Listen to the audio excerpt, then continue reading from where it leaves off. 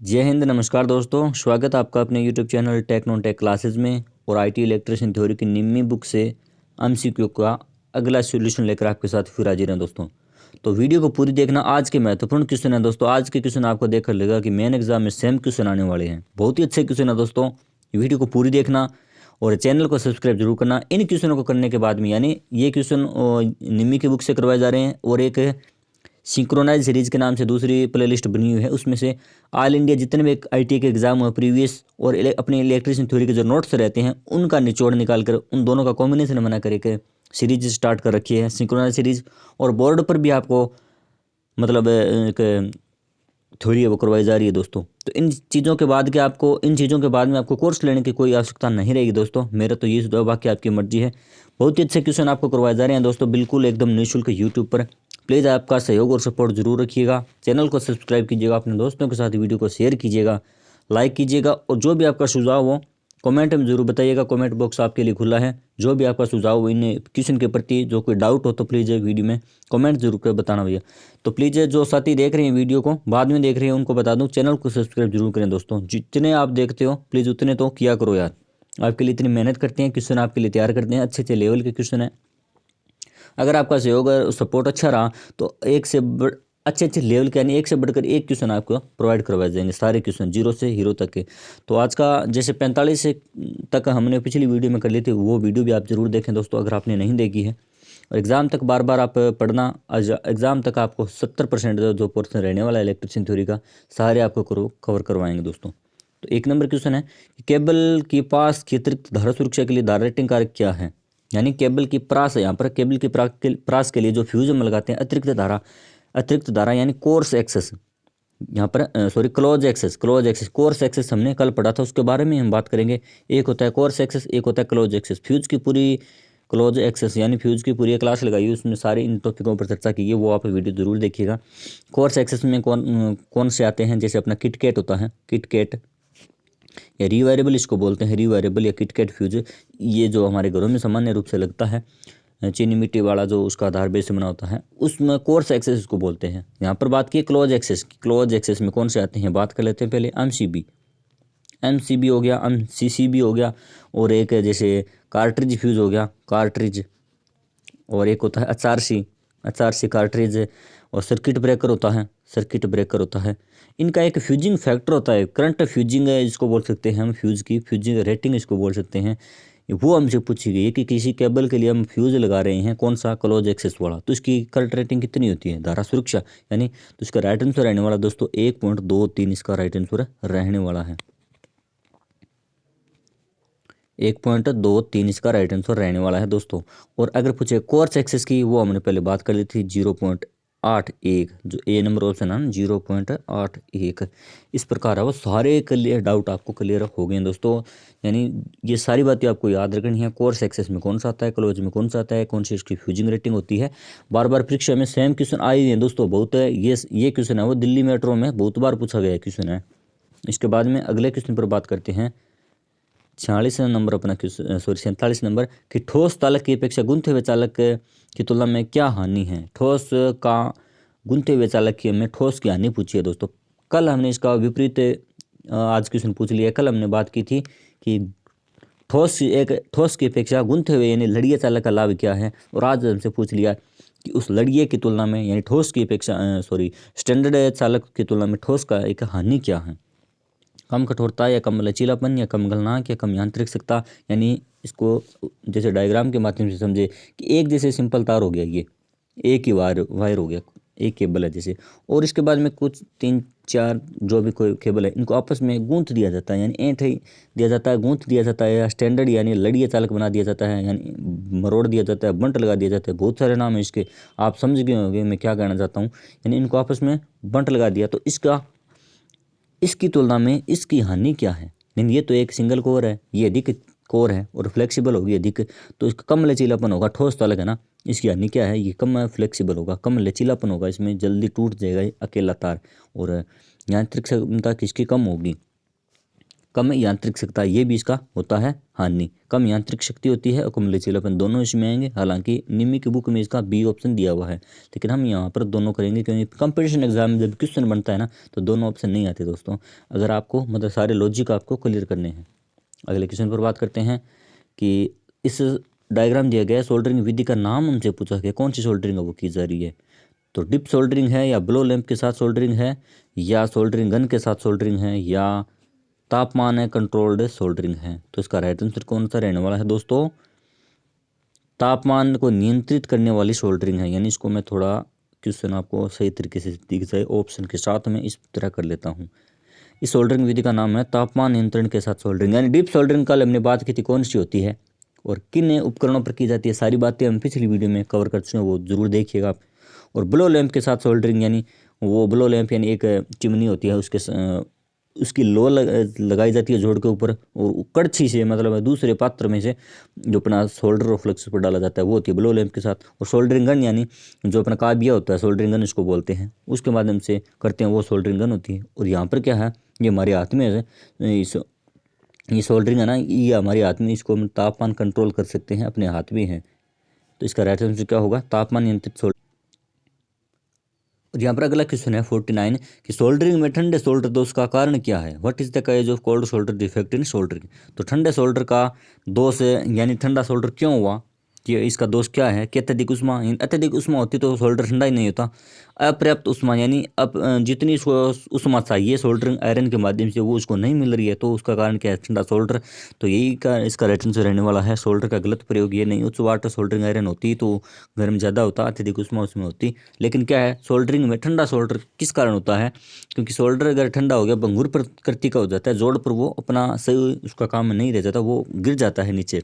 भंगुर प्रकृति का होने के कारण वो खराब हो जाता है उसका सोल्डर है। तो इनसफिशिएंट हीटिंग यानी अपर्याप्त उष्मा होने के कारण वो ठंडा सोल्डर हो जाता है। इसके लिए इसका राइट आंसर क्या होगा, बी नंबर ऑप्शन पर रहने वाला है। और यहाँ पर अपना 50 नंबर क्वेश्चन है ऊपर है कि क्या होता है यदि वोल्ट मीटर को एमीटर की तरह जोड़ा जाए। बहुत अच्छा क्वेश्चन है दोस्तों, कि किस हम पहले क्लियर कर लेते हैं कि वोल्ट मीटर होता है एक तो वोल्ट मीटर, और एक होता है एमीटर या एम्पियर मीटर, इसको बोल सकते हैं एम्पियर मीटर। किस प्रकार लगते हैं, वोल्ट मीटर हमेशा आपको पता है समांतर क्रम में। बहुत ही सिंपल सा क्वेश्चन है, लेकिन ये भी एक नीचे लेवल का क्वेश्चन है, वो पूछ लिया जाता है, क्योंकि कंपटीशन एग्जाम में सारे क्वेश्चन ऐसे नहीं होते कि हटाते हैं, बहुत ही अच्छे इजी क्वेश्चन भी आते हैं, वो आपको टाइम बचाते हैं, समय बचाते हैं, आपको देखते ही क्वेश्चन करने होते हैं। वो इस प्रकार के होते हैं कि वोल्ट मीटर है वो समांतर में लगता है, एम्पीयर मीटर श्रेणी में लगता है। अगर इनको विपरीत जोड़ दिया जाए तो क्या होगा, ये हमसे पूछा गया है।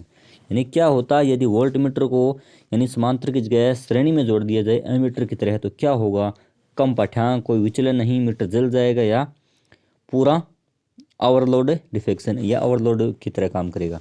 तो यहाँ पर इसका राइट आंसर क्या होगा, कम पाठ्यांक यानी लो रीडिंग वो दर्शाएगा वोल्ट मीटर। वोल्ट मीटर है वो। अगर ये ऐसा बोल दिया जाता कि एम्पीयर मीटर को हम श्रेणी की अपेक्षा वोल्ट समांतर में जोड़ देने पर क्या होता है, एम्पीयर मीटर तो जल जाता है दोस्तों, लेकिन वोल्ट मीटर जलता नहीं है, पाठ्यांक उसका कम होगा। और वोल्ट मीटर का प्रतिरोध है वो क्या उच्च होता है दोस्तों। और आदर्श वोल्ट मीटर बोल दिया जाए तो उसका प्रतिरोध अनंत होता है, और एम्पीयर मीटर का प्रतिरोध है वो कम होता है। और आदर्श एम्पीयर मीटर बोल दिया जाए तो इसका प्रतिरोध होता है शून्य। हालांकि किसी चीज़ का शून्य नहीं होता, लेकिन आदर्श शब्द लग जाए तो भाषा क्वेश्चन का लेवल बदल जाता है, ऑप्शन बदल जाते हैं। सारी बातें आपको क्लियर करनी है दोस्तों। इससे संबंधित है बहुत सारे क्वेश्चन हैं, धारा प्रचालक, अचालक और धारा स्रोत, वोल्टेज स्रोत, सारे इन पर आदर्श और ये सारी अवस्था में इनको जो अगर आपको क्वेश्चन चाहिए तो कमेंट में जरूर बताइएगा, आपको अगली वीडियो में सारे करवाएंगे दोस्तों। और अपना अगला क्वेश्चन है कि अतिरिक्त धारा सुरक्षा हेतु क्या उदाहरण हैं, यानी what is the example for course excess current protection.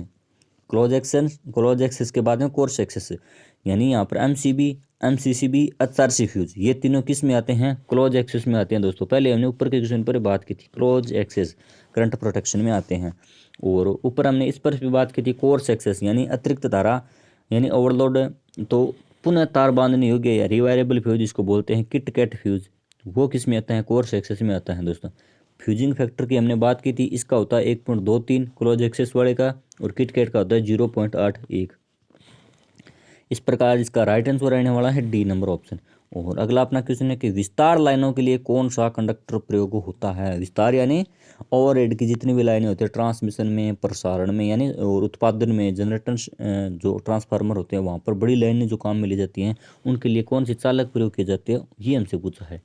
Insulated होते हैं वो चालक, या इंसुलेटेड ठोस चालक होते हैं, या बेयर कंडक्टर यानी नंगे, यानी जिन पर कोई आवरण नहीं होता, या दो कोर डबल कोर केबल होते हैं। तो इसका राइट आंसर रहने वाला है दोस्तों बेयर कंडक्टर, यानी बहुत बड़े होते हैं, नंगे चालक होते हैं वो, बड़ी ओवरहेड बड़ी बड़ी लाइनों, यानी जो आपने देखा होगा EHT और HT लाइन होती है, high tension extra high tension की लाइन होती है, वहाँ पर इंसुलेटेड नहीं होते चालक, नंगे यानी उस पर किसी प्रकार का आवरण नहीं होता, एल्यूमिनियम की बड़ी बड़ी केबलें होती हैं, उनको क्या बोलते हैं बेयर कंडक्टर यानी नंगे, यानी ये। और यहाँ पर बेयर सीधा ही लिख दिया, यहाँ पर नंगा यानी नंगा भी आ सकता है, या बिना आवरण वाला चालक भी आ सकता है। तो इसका और इसके बाद में अपना 1 नंबर क्वेश्चन है, अगला मॉड्यूल यहाँ पर शुरू हो चुका है। तांबे के परमाणु की तीसरी कक्षा में कितने इलेक्ट्रॉन होते हैं, यानी तांबे की परमाणुिक संरचना हमसे पूछी गई है दोस्तों। पहले बात कर लेते हैं कि तांबे की परमाणु क्रम, तांबे में कितने इलेक्ट्रॉन होते हैं, तांबे में इलेक्ट्रॉन की संख्या।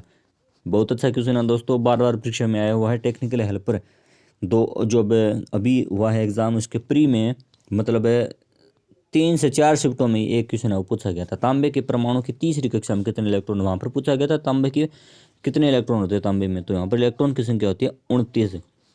और इलेक्ट्रॉनों के वितरण है वो 2n² नियम से होता है, आपको पता है ये भी क्वेश्चन आया हुआ है कि इलेक्ट्रॉनों का वितरण है वो अपनी कक्षाओं में किस नियम से होता है, 2n² नियम से। और इस कारण इसकी परमाणुिक संरचना में इस कक्षा में इस प्रकार इलेक्ट्रॉनों का वितरण होता है। पहली कक्षा में 2, दूसरी में 8, तीसरी में 18 और अंतिम में 1। यानी पिछली कल जो आपने वीडियो की थी उसमें पूछा गया था कि तांबे की अंतिम कक्षा में कितने इलेक्ट्रॉन होते हैं, उसमें 1 होता है। यहाँ पर हमसे पूछा है तीसरी में, तो तीसरी में होता है 18, यानी इसका राइट आंसर रहने वाला है C नंबर ऑप्शन 18, यानी C नंबर ऑप्शन 18। और उसके बाद में अगर दूसरी का पूछते तो 8, पहली में 2। इस प्रकार सारे डाउट आपको क्लियर करेंगे दोस्तों। अगर वीडियो अच्छी लगी तो चैनल को सब्सक्राइब जरूर करें, अपने दोस्तों के साथ शेयर करें और उनसे भी सब्सक्राइब करवाइएगा चैनल दोस्तों, प्लीज़ एक बार 1000 सब्सक्राइब जरूर करवाएं। और इसके बाद में अच्छे अच्छे क्वेश्चन आपको देखने को मिलेंगे दोस्तों। 2 नंबर अपना क्वेश्चन है कि अर्धचालक पदार्थ है कौन सा है, what is the semiconductor material, eureka, ebonite, manganese या जर्मेनियम। यहाँ पर अर्धचालक पूछा है दोस्तों, ने पूछा हमसे चालक, ने पूछा अचालक। यूरेका, यूरेका क्या है, मैंगनीन क्या है, ये दोनों आते हैं चालक की श्रेणी में। और एबोनाइट क्या है, अचालक होता है, अचालक की श्रेणी में होता है। और जर्मेनियम, और इसके बाद में आता है सिलिकॉन। जर्मेनियम और सिलिकॉन बहुत अच्छा टॉपिक है दोस्तों, क्वेश्चन इलेक्ट्रॉनिक्स का जो पार्ट रहता है उसमें से बहुत ही ज़्यादा क्वेश्चन यहाँ से पूछे जाते हैं। आगे हम क्लियर करेंगे, अच्छे अच्छे क्वेश्चन हैं दोस्तों, बहुत ही बड़े लेवल की परीक्षा में पूछे जाते हैं। इसरो, DRDO, DMRC में क्वेश्चन है वो इलेक्ट्रॉनिक्स से ज़्यादा पूछे जाते हैं। सारे कवर आपको ट्रिक के माध्यम से कराएंगे, बस चैनल के साथ जुड़े रहिएगा, अपना सहयोग और प्रेम प्यार जरूर दीजिएगा, सब्सक्राइब कीजिएगा, चैनल को लाइक कीजिएगा, कमेंट कीजिएगा। जर्मेनियम और सिलिकॉन इसमें अर्धचालक कौन से आते हैं, जर्मेनियम इसका राइट आंसर रहने वाला है दोस्तों। अगले क्वेश्चन पर बात करते हैं कि नियॉन ध्रुवता संकेतक का एसी आपूर्ति जांचते समय संकेत क्या होता है। क्वेश्चन आपको सारे क्वेश्चन और ऑप्शन आपको सही दिख जाए, हाँ आप देख जाएंगे। यानी नियॉन इंडिकेटर हमसे पूछा है, अगर उसको ऐसी सप्लाई पर संयोजित करते हैं तो उसके पाठ्यांक क्या होते हैं, यानी वो किस प्रकार बिहेव करता है, इलेक्ट्रोड जलते हैं बुझते हैं, इस प्रकार की भाषा हमसे पूछी गई है। नियॉन इंडिकेटर लैंप होता है जो एक छोटा लैंप होता है, DC पर भी लगता है, AC पर भी लगता है। अगर उसको AC पर लगाएंगे तो क्या होगा कि दोनों इलेक्ट्रोड जलते हैं, या केवल एक इलेक्ट्रोड जलता है, या दोनों इलेक्ट्रोड चमकते हैं, एक इलेक्ट्रोड जलेगा या दूसरा नहीं चमकेगा, इस प्रकार यहाँ पर या चमकेगा फ्लिकरिंग करेगा, यानी जलेगा और बुझेगा। तो कौन सा यहाँ पर इसका राइट आंसर रहने वाला है दोस्तों, यानी ऐसी आपूर्ति पर चलाएंगे तो दोनों इलेक्ट्रोड इसके जलते हैं, ऐसा नहीं है कि कोई एक जगह, दोनों इलेक्ट्रोड ही जलते हैं। इसका right answer A number option रहने वाला है दोस्तों। और अपना 4 नंबर क्वेश्चन है, बहुत अच्छा क्वेश्चन है दोस्तों, बार बार परीक्षा में आया हुआ है, दिल्ली मेट्रो का तो फेवरेट क्वेश्चन है ये। छोटा सा न्यूमेरिकल आता है, यानी न्यूमेरिकल के नाम पर कई बार है वो अपने साथ ही IT वाले वो घबरा जाते हैं कि बहुत बड़े लेवल के न्यूमेरिकल आते हैं। परीक्षा में इतने बड़े लेवल के नहीं आते हैं, सिंपल सा न्यूमेरिकल आता है जो ये हम करेंगे।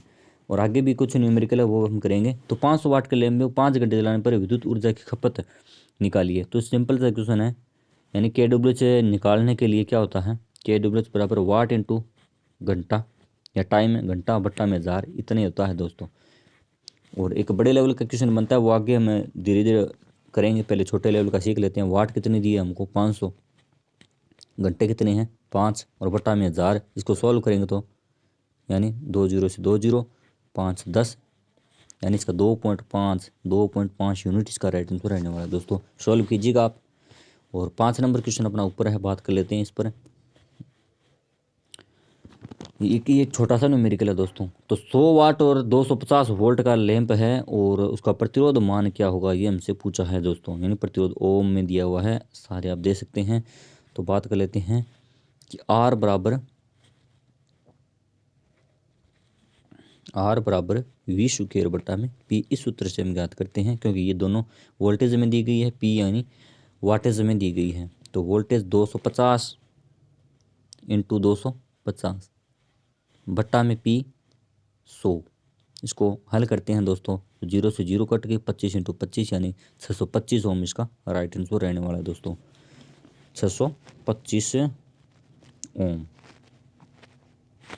6 नंबर क्वेश्चन है कि कौन सा नियम कहता है कि बंद विद्युत परिपथ में लगाएगा वोल्टेज ड्रॉप के योग के बराबर होता है। किरचॉफ के 2 नियम है दोस्तों, दोनों पर बात करेंगे। ओम का नियम ये तो V बराबर आई आर वाला, यही प्रतिरोध का नियम है। और किरचॉफ का पहला नियम और किरचॉफ को दूसरा नियम किस प्रकार है, अलग अलग पूछे जाते हैं। किरचॉफ का पहला नियम कई बार पूछ लिया जाता है, दूसरा नाम इसका क्या है या किस से संबंधित है किरचॉफ का पहला नियम, तो धारा का नियम है ये। किरचॉफ का पहला नियम इसको क्या बोलते हैं, धारा संबंधित नियम है। यानी परिपथ पर किसी परिपथ में जंक्शन पर आने वाली धाराओं का और जाने वाली धाराओं का बीजगणितीय योग सिग्मा बराबर कितना होता है, 0 होता है। पूरी लैंग्वेज आप सुनिएगा, समझिएगा, लिखिएगा, जब टॉपिक आएगा तो हम सारी बातें उस समय क्लियर करेंगे। किरचॉफ का पहला नियम, उसके बाद में किरचॉफ का दूसरा नियम। यानी किरचॉफ का दूसरा नियम किससे संबंधित है, वोल्टेज से संबंधित है दोस्तों। वोल्टेज यानी किसी परिपथ में आरोपित वोल्टेज और उसके द्वारा घटकों द्वारा की गई वोल्टेज ड्रॉप, यानी दोनों का योग क्या होता है, बराबर होता है। यानी उतनी ही वोल्टेज ड्रॉप करेगा जितनी उसको मिलती है। ये बात यहाँ पर क्वेश्चन में पूछी गई है कि कौन सा नियम कहता है कि बंद विद्युत परिपथ में लगाया गया वोल्टेज ने आरोपित किया गया वोल्टेज और उसके द्वारा किया गया वोल्टेज ड्रॉप, दोनों का योग बराबर होता है। कौन सा नियम होता है, किरचॉफ का दूसरा नियम, सेकंड लॉ, वोल्टेज नियम इसको बोलते हैं दोस्तों, सेकंड लॉ। इसका राइट आंसर है डी नंबर ऑप्शन रहने वाला दोस्तों। अगला अपना क्वेश्चन है कि 2 लैंप है, 200 वाट और 240 वोल्ट है, उनको श्रेणी क्रम में एक ही आपूर्ति से जोड़ दिया है दोस्तों। तो कुल शक्ति ज्ञात कीजिए।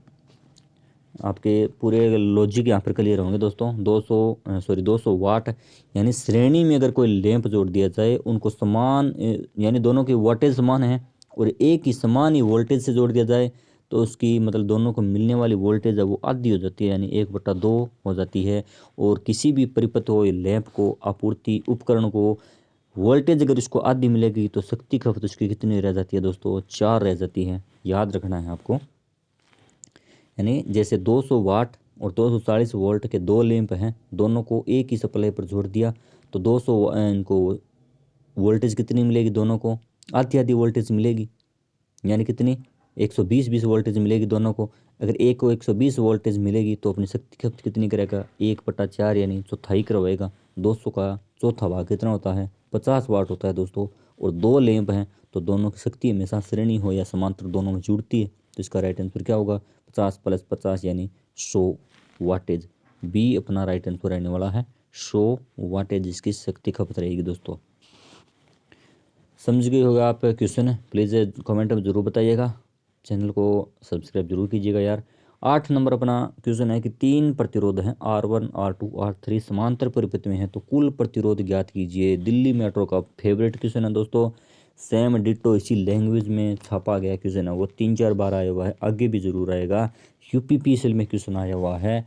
और ये अपना जो PSPCL या PSTCL एक एग्ज़ाम था, दोनों में शायद दोनों में एक क्वेश्चन ये आया हुआ है दोस्तों।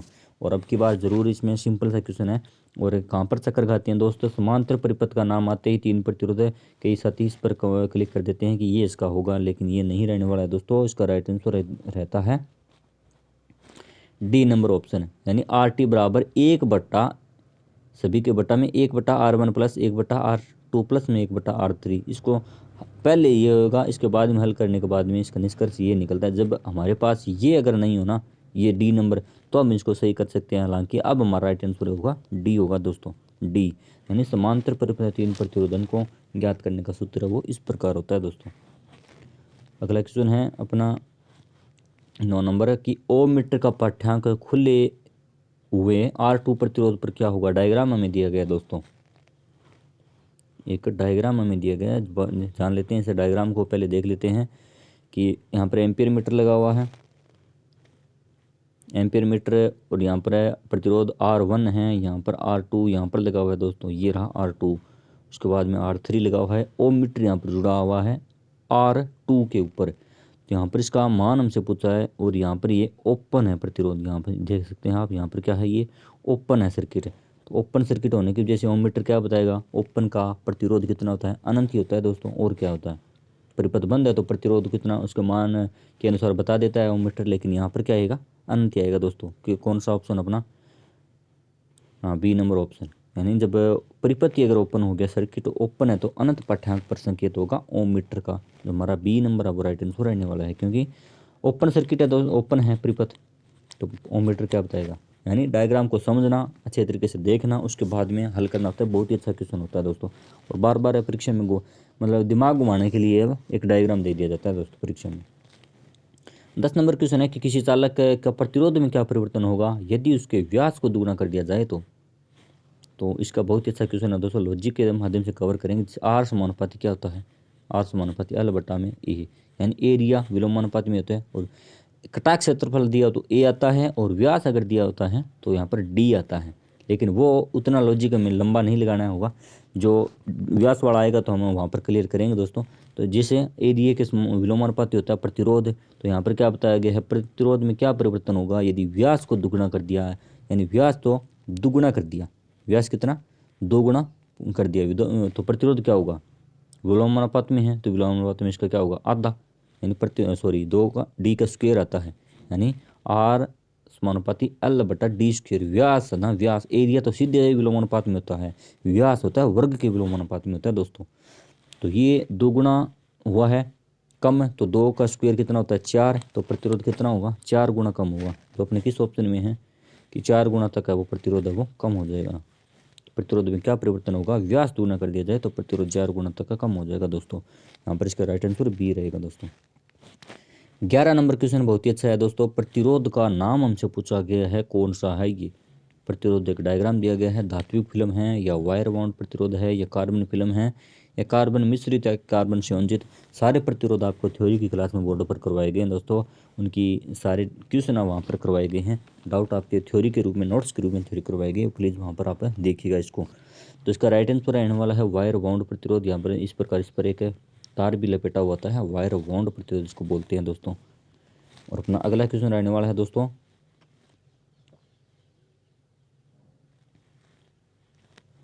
यानी 12 नंबर के जो दिया गया हमें प्रतिरोध के कलर कोडिंग सारणी होती है वहाँ से दिया गया है, और सिंपल सा क्वेश्चन है दोस्तों।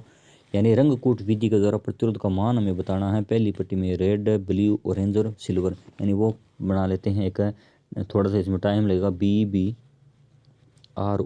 BB Roy, great Britain, very good wife, यानी ये एक ट्रिक होती है। अगर आप याद नहीं रहता ये सीक्वेंस तो ये ट्रिक आप लिख सकते हो, आजमा सकते हो इसको। इस सीक्वेंस आपको याद रखना होगा, बस इसी का खेल है सारे क्वेश्चन है। ज़्यादा इस सारणी से हार्ड क्वेश्चन नहीं आते हैं, सिंपल सा 2 डिजिट तक या 3 डिजिट तक क्वेश्चन इसमें आ जाता है। ग्रेट वेरी गुड वाइफ, और गोल्ड यानी सुनहरी, उसके बाद में चांदनी, और इसमें लास्ट होता है उसमें कोई रंग नहीं होता। तो इसमें जीरो यहाँ पर कोई नंबर हमें नहीं लगाना होता है। 1 2 3 4 यहाँ से शुरू करना होता है, 2 नंबर से 4, उसके बाद 5 6 7 8 9 10 और 11, उसके बाद में लास्ट वाला 12। तो यहाँ पर जैसे हमें पहले दे गया रेड, तो रेड में पहली पट्टी में मान जान लेते हैं कौन सा होता है, रेड, ये रहा 2 नंबर आ गया। उसके बाद में दूसरी पट्टी है ब्लू की, यानी ब्लू कौन सा है अपना, BB, ये कौन सा है, काला, ये कौन सा है यहाँ पर है, ब्राउन भूरा। बी वाला ये 6 नंबर वाला है दोस्तों, 6 नंबर वाला सारणी करवाई गई है, उसमें आपको सारे अच्छे तरीके से बताए गए रंगों के नाम। प्लीज़ उस सारणी को देखिएगा। यहाँ पर 6 नंबर यानी 6 आ गया। और तीसरी पट्टी कौन सी होती है, गुणक यानी मल्टीप्लायर घटक होता है, मल्टीप्लायर होता है, गुणा करना होता है। तीसरी पट्टी में ऑरेंज की दी गई है दोस्तों, और उसमें उस सारणी में बताया गया है तीसरी पट्टी में मान कितना होता है उसका 10⁻3, या इसको बोल सकते हैं 1000 भी इसको बोल सकते हैं। यहाँ पर हमें ऑप्शन में 10⁻3 दिया हुआ है, 10⁻3, 10⁻3 इसका मतलब होता है 1000, 26 × 10⁻3। और ये चौथी पट्टी होती है टॉलरेंस की, प्लस माइनस में टॉलरेंस होती है, वो बना यहाँ पर सिल्वर कलर दिया हुआ है लास्ट वाला। चांदनी की टॉलरेंस कितनी होती है दोस्तों, लास्ट 3 की हमें टॉलरेंस वहाँ पर दी गई है, चांदनी की होती है ±10%, यानी चांदनी की ±10 और सुनहरी की ±5, और लास्ट वाला जिसमें कोई भी रंग नहीं होता उसकी टॉलरेंस होती है ±20%। तो यहाँ पर इसका राइट आंसर होगा 10%, यानी ±10%। इस प्रकार है वो सिंपल क्वेश्चन हमसे पूछा गया, 26 × 10⁻3 ±10%, यानी अपना बी जो ऑप्शन है वो यहाँ पर रहने वाला है दोस्तों। और अगला क्वेश्चन है 13 नंबर की, ओम मीटर को अरेखीय क्रम में क्यों संयोजित किया जाता है दोस्तों। यानी ओम मीटर संट होता है, कोई सीरीज होता है, उनके पाठ्यांक एक वीडियो, पिछली एक वीडियो प्रतिरोध शुरुआत की वीडियो में हमने बात की थी, वो वीडियो देखना, सभी प्रतिरोध के ओम मीटर के संबंधित है, वो सारे डाउट आपके क्लियर होंगे दोस्तों। तो यहाँ पर बात कर लेते हैं ओम मीटर को अरेखीय क्रम यानी क्यों होता है। जैसे आर प्रतिरोध समानुपाती क्या होता है, आर बराबर V/I ओम के नियम के अनुसार धारा के विलोमानुपात में होता है दोस्तों। तो यहाँ पर पैमाने को अगर हम जूम करके देखें थोड़ा, तो इसका पैमाने के ऊपर क्या है, पहले क्या है, अनंत यहाँ पर इस तरफ लिखा हुआ है अनंत, उसके बाद में 0 इस तरफ है, और यानी अनंत किस तरफ है, यहाँ पर बाईं ओर, और 0 किस तरफ है, दाईं ओर। 10 के बाद 10 kilo ohm, 5 kilo ohm, 1 kilo ohm, यानी अंतर इतना आ रहा है 5000 का, उसके बाद में 4000 का, यहाँ पर 900 का, फिर बाद में 50 का, 10 के बाद में 40 है, यहाँ पर 40 है, यानी 40, उसके बाद 50, 40 के बाद 30 है, 30, 20 और 10 यहाँ पर 0। तो इतना जो मतलब अरेखिक रूप से पैमाना क्या होता है, ये हमसे पूछा गया है इस क्वेश्चन में ओम मीटर का। तो क्योंकि इसका राइट आंसर होता है जैसे समानुपात में होता है, जैसे प्रतिरोध जैसे 5 बढ़ा तो धारा भी कितनी बड़ी 5, वो हो गया एक रेखीय क्रम, समानुपात में होगा। यहाँ पर क्या है, प्रतिरोध बढ़ने पर धारा क्या होती है, विलोमानुपात में है, तो प्रतिरोध बढ़ने पर धारा कम होती है। तो क्या रैखिक रूप से इसका पैमाना होता हो अरेखिक रूप से होता है दोस्तों। धारा प्रतिरोध के विविध क्रमानुपाती होती है, इसका राइट आंसर रहने वाला है दोस्तों। समझिएगा, आप क्वेश्चन को दोबारा देखिएगा अगर आपके समझ में नहीं आया है तो।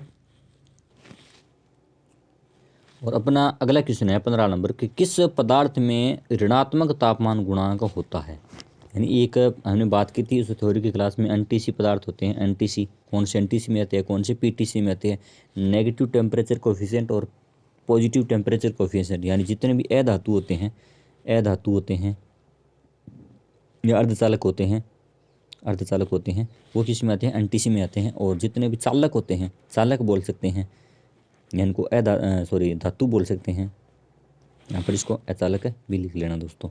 तो वो किस में आते हैं, अधातु हो गए, अचालक हो गए, अर्धचालक हो गए, वो एनटीसी में आते हैं। और पीटीसी में सभी प्रकार के चालक और धातु पीटीसी में आते हैं। यहाँ पर बात कर लेते हैं अब्र किस में है, अब्र एक अधातु है। और हमसे क्या पूछा गया है, नेगेटिव टेम्परेचर कोफिशिएंट किस पदार्थ में ऋणात्मक तापमान गुणांक। तो अब्रक अपना पहला ही आंसर हो जाएगा, क्योंकि यूरेका, तांबा, मैंगनीज तीनों क्या धातु है, चालक की श्रेणी में आते हैं। तो इसका राइट आंसर है ए नंबर, अपना ऑप्शन अब्रक वाला ये होगा दोस्तों। 16 नंबर क्वेश्चन है कि ओम के नियम से संबंधित विद्युत राशि कौन सी है दोस्तों। यानी ओम का नियम क्या कहता है, V/I × R। तो कौन सी इसमें 3 राशि है दोस्तों, वोल्टेज है, धारा है, प्रतिरोध है। धारा प्रतिरोध शक्ति नहीं होगा, धारा वोल्टेज प्रतिरोधकता नहीं होगा, धारा वोल्टेज प्रतिरोध, यानी यहाँ पर सी जो अपना राइट आंसर रहने वाला है, धारा वोल्टेज यानी I, V और R, ये तीनों ही ओम के नियम के अनुसार बताए गए हैं। और अपना 16 नंबर के बाद 17 नंबर क्वेश्चन है वो ये रहा दोस्तों। 17 नंबर, समांतर परिपथ में R2 का मान ज्ञात कीजिए। आज वीडियो थोड़ी ज़्यादा लंबी हो गई है दोस्तों, क्योंकि एक्सप्लेन करने के चक्कर में 24 वोल्टेज हमको यहाँ पर दी गई है।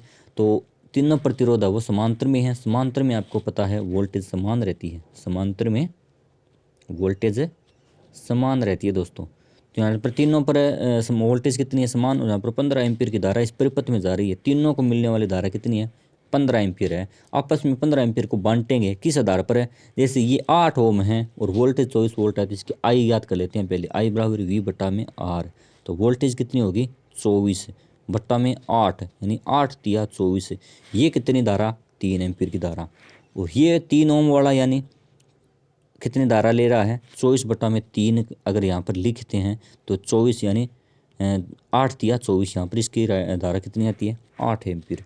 8 एम्पीयर धारा इसकी आती है। 15 एम्पीयर टोटल मिल रही है। दोनों कितनी खपत कर रहे हैं, 8 और 3 11 एम्पीयर ये कर रहे हैं। तो इसको R2 को कितनी धारा मिलेगी, 4 एम्पीयर मिलेगी ना, क्योंकि यहाँ पर टोटल देखिए 15 एम्पीयर जा रही है।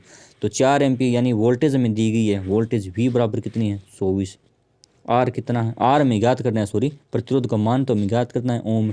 R बराबर V/I कितनी है, 4। तो 4 6 24 यानी इसका राइट आंसर कितना रहने वाला है दोस्तों, 6 ओम।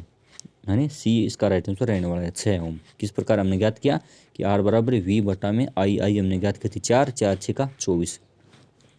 इस प्रकार पूरा न्यूमेरिकल अपना हुआ। और एक शाखा खुली होने पर समांतर परिपथ में क्या प्रभाव होगा। एक परिपथ है समांतर, जो हमारे घरों में वायरिंग होती है वो समांतर में होती है, उसकी बात यहाँ पर इसने की है कि समांतर में जैसे हमारे 4 लैंप है, 2 पंखे हैं, उनमें से एक मतलब कोई लैंप बंद है, तो उसमें अगर परिपथ जैसे लैंप वाला परिपथ है वो बंद है, यानी ओपन परिपथ खुला हुआ है, काम में नहीं ले रहे हैं, तो शाखा खुली होगी ना, वो शाखा खुली हो गई वो, तो उस अवस्था में इस परिपथ का क्या प्रभाव पड़ेगा, क्या धारा समान बनी रहेगी, नहीं।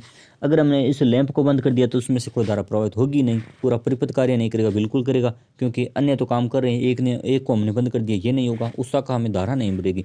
सी अपना राइट आंसर रहने वाला है कि जो परिपथ हमने ओपन किया है, जो लैंप हमने ओपन किया है, यानी जो परिपथ ओपन हुआ है वो उसमें धारा प्रभावित नहीं होगी, बाकी अपने अच्छे तरीके से कार्य करते रहेंगे। तो सी इसका राइट आंसर रहने वाला है दोस्तों। और प्रतिरोधकता की इकाई क्या है, प्रतिरोधकता की इकाई ओम प्रति सेमी, ओम मीटर, ओम प्रति सेमी या ओम मीटर, ओम प्रति मीटर। तो इसका राइट आंसर प्रतिरोधकता रेजिस्टिविटी, इसको रो से मापते हैं, इसका राइट आंसर रहने वाला है ओम मीटर, ओम मीटर। तो आज के लिए दोस्तों वीडियो ज़्यादा लंबी, आज के लिए इतना ही, मिलते हैं अगली वीडियो में। प्लीज़ चैनल को सब्सक्राइब कीजिएगा, वीडियो को लाइक कीजिएगा, जो भी आपका सुझाव हो तो बताइए कमेंट में। तब तक के लिए जय हिंद, जय भारत।